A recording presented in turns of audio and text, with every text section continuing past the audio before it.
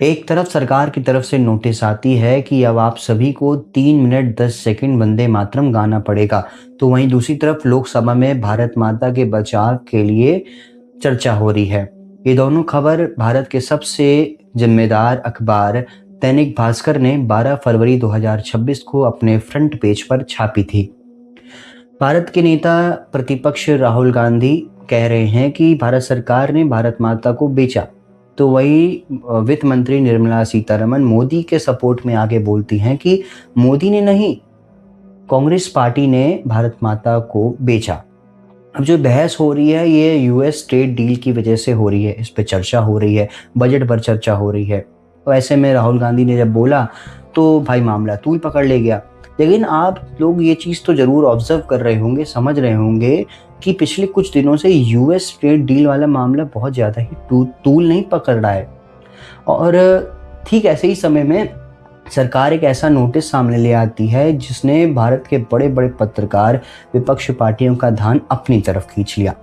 मेरा यह सवाल है, क्या सरकार अपने आप को इस यूएस ट्रेड डील के मसले से बचाने के लिए ये वंदे मातरम वाला नोटिस लेके आई है? देखिए क्या है ना कि सवाल तो जायज़ है कि इतना टाइम हो गया है, अभी तक जो ये डील हुई है ये सबके सामने ला ही नहीं पाई सरकार को, जबकि भारत की जनता, भारत के विपक्ष, भारत के पत्रकारों के सामने इस डील को लाना चाहिए अगर कुछ गलत नहीं है तो। और अगर इतने दिनों से नहीं लाई तो ये स्वाभाविक सी बात है, सब तो यही सोचेंगे ना कि मोदी ट्रम्प की डील, ट्रम्प की शर्तों के आगे झुक गए।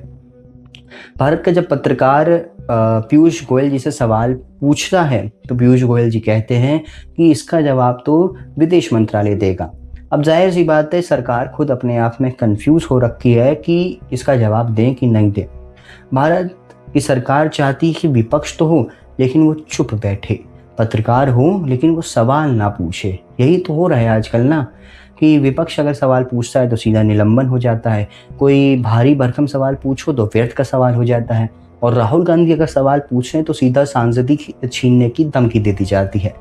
विचार करिएगा इस मुद्दे पे कि सरकार कर क्या रही है, क्या छुपाना चाह रही है सरकार वंदे मातरम वाले नोटिस के पीछे क्या कुछ करना चाह रही है। कमेंट करके बताइएगा आपके इस पे क्या विचार है।